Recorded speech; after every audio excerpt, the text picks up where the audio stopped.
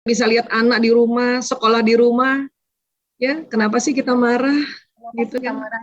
Kenapa kita Iya, nggak kenapa bisa? sih? Ibu, ada beberapa hal tadi yang saya catat, Ibu, yang langsung mengena di hati saya.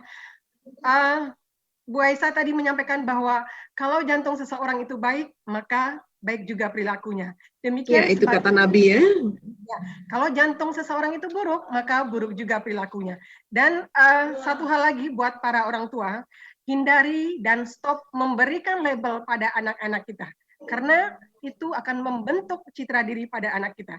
Jadi juga tadi terakhir Ibu Aisyah menyampaikan bahwa hati-hati dalam mengucapkan kata-kata atau mengeluarkan kata-kata atau memasang status di sosial media, karena apa yang kita ucapkan itu adalah doa, dan biasanya itu dia menarik magnet dari alam semesta dan yang akan terjadi. Jadi kenapa sih nggak kita ucapkan aja hal yang baik-baik agar yang baik-baik juga yang datang dalam kehidupan kita. Betul. Ibu, terima kasih banyak banget. Ini sesuatu yang kesempatan yang luar biasa, momen yang sangat-sangat berharga bagi kami seluruh member MCI sudah bisa mendengarkan ceramah dan seminar Ibu pada hari ini. Dan tentu saja untuk berikutnya kita langsung saja Ibu, kita masuk ke sesi tanya jawab. Terima kasih, ini saya baca chatnya, terima kasih banyak teman-teman milionaris ini, Masya Allah. Ya, Ini Ibu, sambil baca, ya Allah, terima kasih. Saya juga tidak menyangka bisa diundang di acara besar seperti ini, Masya Allah. Oke, baik. Mungkin saya akan mulai membacakan pertanyaan yang tadi mungkin sudah dikumpulkan oleh panitia. Untuk pertanyaan-pertanyaan yang sudah diajukan, nanti Bu Aisyah akan berkenan menjawab. Boleh dipersilakan kepada panitia menampilkan pertanyaannya. Saya akan coba bacakan. Pertanyaan pertama.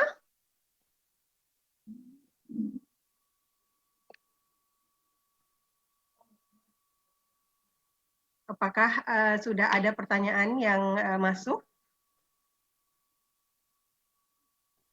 Oke, sudah ada ini Ibu. Dari Ibu Vera Irawati Latifa. Pertanyaannya adalah, Bu Aisyah, gimana kalau kita sudah terlanjur melabel anak tidak baik dan itu sudah menjadi karakternya? Selain minta maaf, apa sih tahapan-tahapan yang baik untuk memperbaikinya? Silakan langsung dijawab Ibu. Ya, terima kasih kalau sudah minta maaf ya. Tahap berikutnya adalah stop melabel. Jadi jangan diulang lagi. Karena kapan diulang lagi, itu akan terbentuk lagi di otaknya. Ya, stop melabel. Nah, kalaupun minta maaf, itu ada tata caranya. Ya, bukan hanya sekedar, ya maafin bunda ya, bukan gitu. Dia ada tata cara. Kita ajak bicara itu anak. Kita ajak bicara. Terus sampaikan, apa sih bunda tuh mau minta maaf karena apa? Itu penting untuk otak. Karena terlanjur ada memori yang tersambung sehingga ada file-file di otak dan di kalbunya anak yang itu yang mau diobati. Sehingga kita harus bilang, nah misalnya anak kita masih kecil gitu ya, misalnya yang umur 5 tahun gitu ya. Nah sini deh, gitu. Bunda minta maaf ya nak, karena kamu kemarin sama kakakmu loncat-loncat di tempat tidur, bunda takut jadi bunda marah, bahkan bunda cubit kamu kakinya, bunda minta maaf ya nak. Jadi harus disebut kenapa minta maafnya, supaya ya otak kita mencari file memori kemarin, dia nyari langsung, karena kan dengar oleh anak ya, dia nyari, jantung juga cari, dan terjadi apa? Ya, pembasuh luka dengan maaf itu.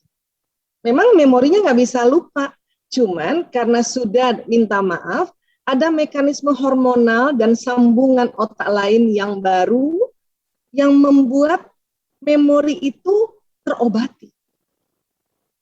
Dan kalimatnya juga nggak boleh asal, bunda minta maaf, mama minta maaf misalnya gitu ya, atau ada yang menamakan ibunya Umi. Kalau saya kan saya panggilkan anak-anak namanya Bu Isa. Bu Isa minta maaf ya nak. Karena selama ini kita gini, maafin bunda ya nak. Itu kelihatannya sama, tapi itu beda. Pemilihan diksi katanya itu beda. Kan kita yang keliru nih. Jadi kita minta maaf.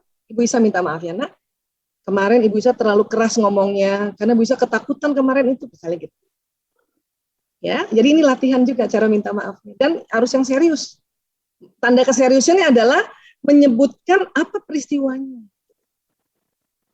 Waduh, udah banyak banget Bu Aisyah. Ya sudah sebut aja satu-satu setiap hari. Dan berikutnya stop lagi melebel. Ya, Insya Allah Baik. dengan begitu anak mengerti Insya Allah. Baik Ibu, terima kasih jawaban yang sangat memuaskan tentunya karena saya juga langsung ngena nih bahwa meminta maaf juga ada caranya ya Ibu, nggak hanya seperti lip service ya Ibu ya, tapi benar-benar dari hati. Iya.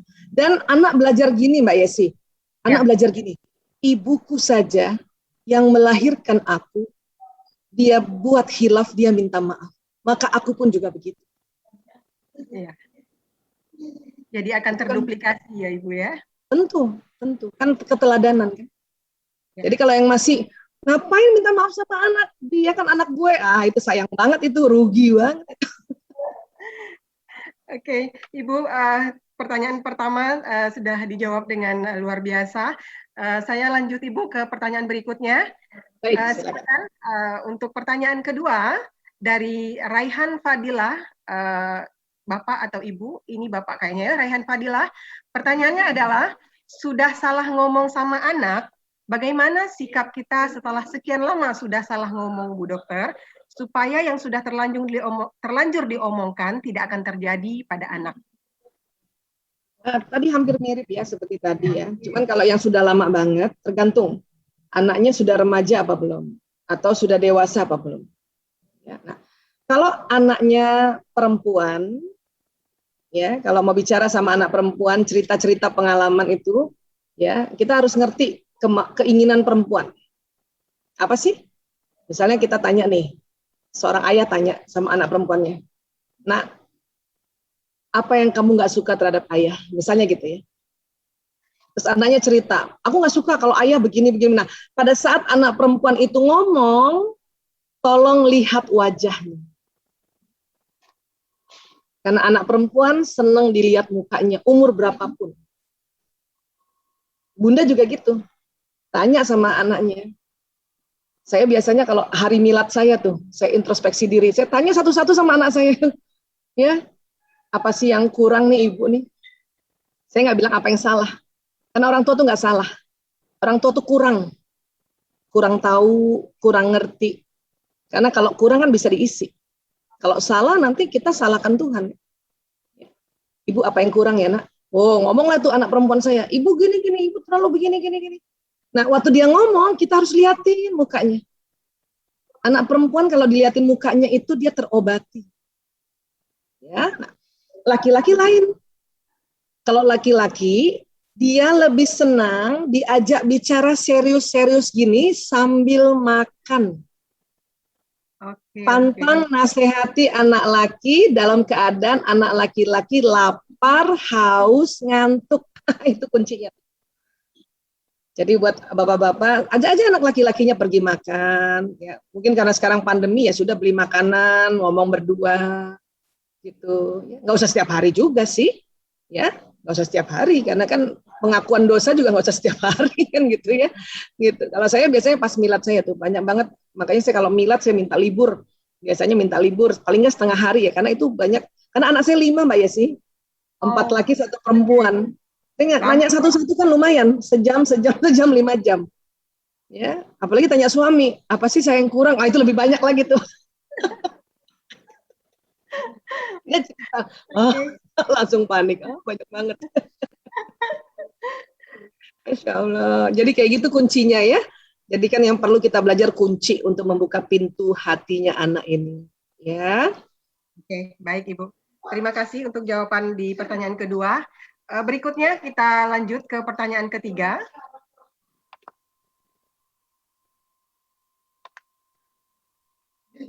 Tuh ada Bu Gita tuh sama ya. Betul ya. Bu Dokter, cara paling ampuh tuh kalau nasihatin anak sambil makan, nurut semua Bu, katanya tuh bener. Oke, ada lagi pertanyaan ketiga Ibu dari Ibu Ari Dianekawati Noija. Bu Aisyah, saat ini mungkin banyak orang tua bekerja yang alami parenting stress yang terkait dengan kesulitan membagi waktu antara bekerja dan membantu anak belajar di rumah. Nah, apa sih yang harus dikuasai orang tua untuk bisa mendampingi anak di sela waktu bekerjanya? Silakan Ibu dijawab.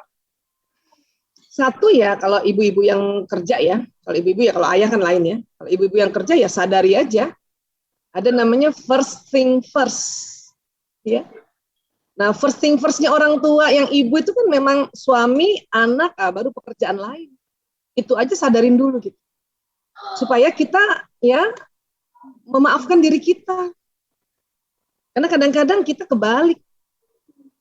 Nomor satu justru pekerjaan yang harusnya nomor 3.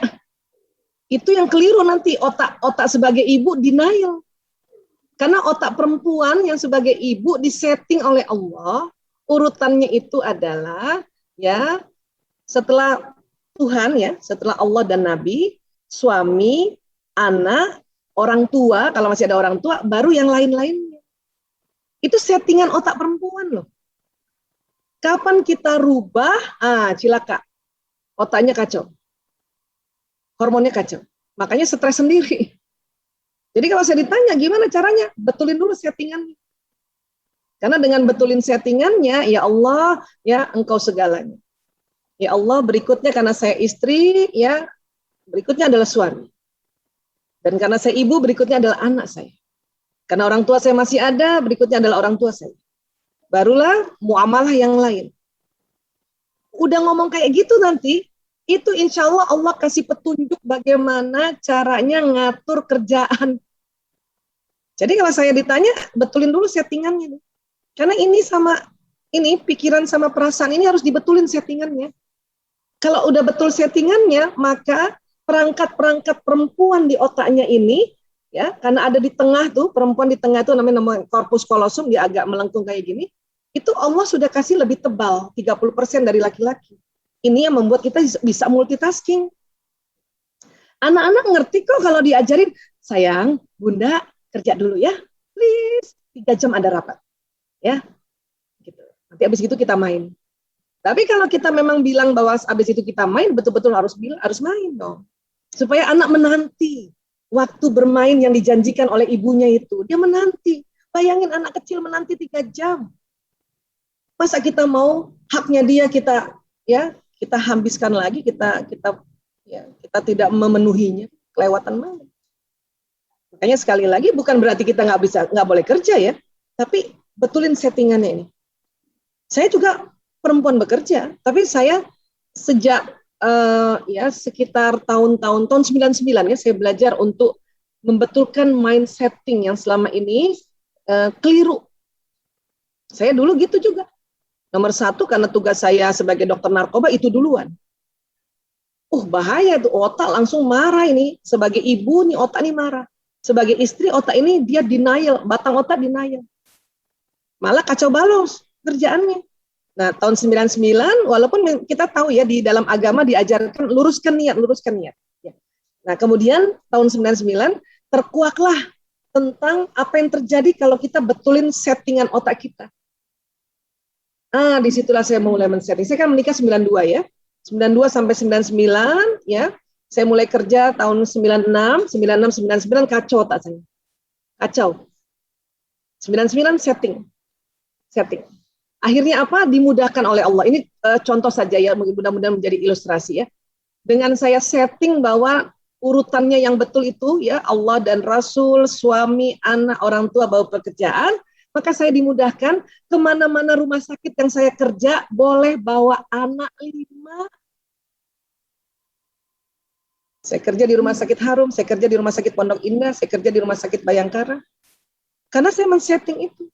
Dan dokter lain nggak diizinkan untuk bawa anak. Itu asiknya. Saya cuma minta sama rumah sakit, kalau kamu mau hire saya, minta 1 kamar, saya mau bawa anak-anak. Kok gitu Mbak Isa? Saya nggak bilang bahwa saya sudah men-setting ini. Ya, saya nggak mau ngurusin anak orang, tapi anak saya kena narkoba, saya nggak mau itu. Masya Allah, biasa. Gitu. Ya nggak ada yang bisa ngomong lah, direktur rumah sakit, oke, dokter Aisyah, oke. Makanya anak saya bawa sampai usia 3 tahun. Nah, 3 tahun karena sudah sekolah, makanya saya antar dulu sekolah, saya kerja, saya jemput lagi seperti itu. Kurang lebih kayak gitu kalau saya ditanya tentang hal seperti ini. Nanti akan ada petunjuk sendiri bagaimana caranya nanti sedemikian rupa. Yang penting settingnya dibetulin dulu. Oke. Luar biasa Ibu, luar biasa sekali. Dan mungkin memang itu skala prioritas ya Ibu ya, termasuk juga ya skala prioritas. Skala prioritas. Karena nih otak ini udah disetting untuk kalau perempuan ya sebagai istri dan sebagai ibu. Kalau bapak-bapak lain lagi, memang sebagai suami ya itu beda itu. Allah dan Rasul, bapak ibunya, ya pekerjaan yang nafkah, baru istri, anak. Ya.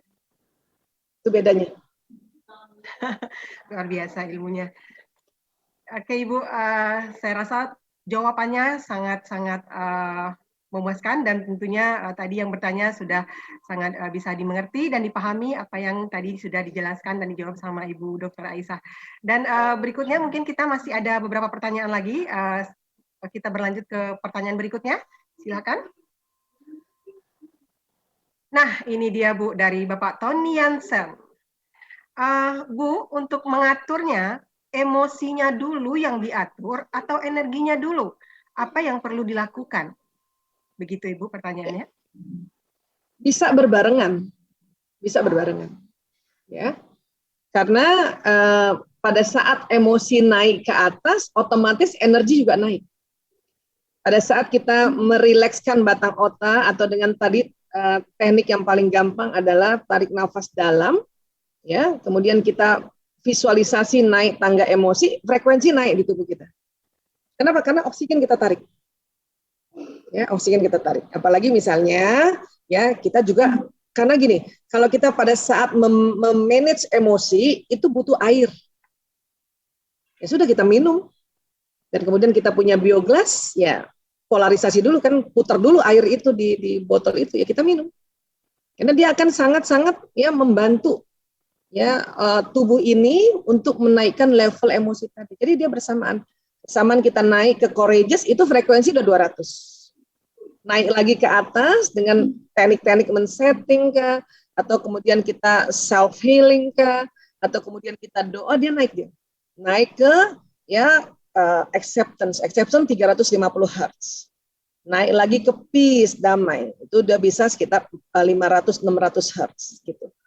Ya, kemudian tentu ritual agama masing-masing itu menaikkan ke enlightenment. Saya biasanya baca Quran. Baca Quran itu naik deh. Karena satu huruf di dalam Al-Quran itu powernya seperti mengerjakan 10 kebaikan. Kan power banget. Jadi baca Quran aja. Itu juga kalau kita nih sudah berada di enlightenment, itu imunitas naik, vitalitas naik, dan produktivitas naik. Akhirnya kita kerja juga gimana kerja sebagai ibu, sebagai istri, sebagai misalnya ya milionaris di MCI, itu bisa semua karena energi kita juga banyak. Dan happy aja gitu. Hanya memang ada namanya penting dan genting. Perhatikan dulu pekerjaan yang di rumah yang penting-genting ya harus dicatat yang mana. Setrika misalnya kan sekarang nggak penting-penting amat semua baju disetrika. Yang penting atasannya aja setrika, bawahannya nggak ada yang lihat kan gitu. Ya harus gitulah, ya kan?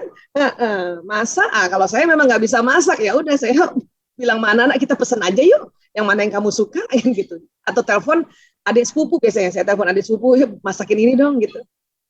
Karena waktu masak saya pakai untuk kerja seperti ini. Ya itu kita bisa mensiasati gitu, cuman settingannya betulin dulu. Gitu. Ya, jadi kurang lebih seperti itu.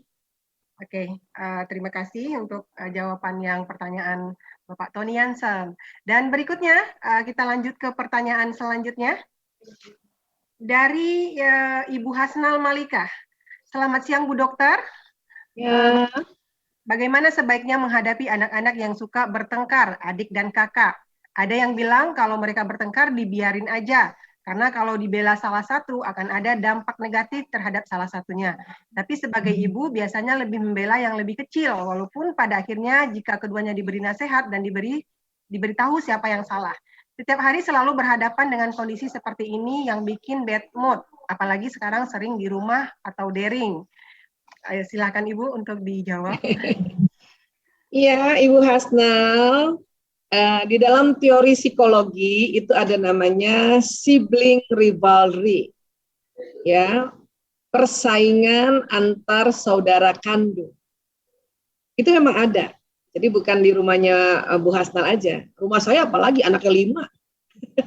Itu ada. Ya, sibling rivalry ini banyak keuntungannya. Keuntungan pertama, mereka belajar mempertahankan hak diri. Ya, keuntungan berikutnya, mereka belajar coping skill, pertahanan diri juga. Keuntungan berikutnya adalah mereka belajar bagaimana berkompetisi. Jadi banyak untungnya. Nah, sekarang bagaimana cara mensikapinya? Pada saat anak-anak ya melakukan sibling rivalry, katakanlah dia rebutan mainan. Ini punya aku, ini punya aku, ini punya aku. Itu sebetulnya ibu tenang dulu. Tenang dulu. Ya. Cuman kadang-kadang ibu-ibu udah nggak sabar nih. Makanya ibu kalau lagi dengar anaknya, ini punya aku, ibu pantau dari jauh aja, terus ibu duduk. Duduk. Supaya kita bisa manage kita punya marah tadi atau kesel tadi karena dengar dia berantem. Kita dengerin aja dari jauh. Selama dia tidak melakukan dua hal, apa itu? Tidak sopan dan berbahaya, maka biarkan dulu. Karena mereka lagi belajar teknik-teknik pertahanan diri, lagi belajar kompetisi, lagi belajar bagaimana ya mengatasi bila ada persaingan, dia lagi belajar. Tapi kalau maaf, dia ngomongnya udah kasar, nggak sopan. Jadi dua aja nih, saya selalu ingatkan anak.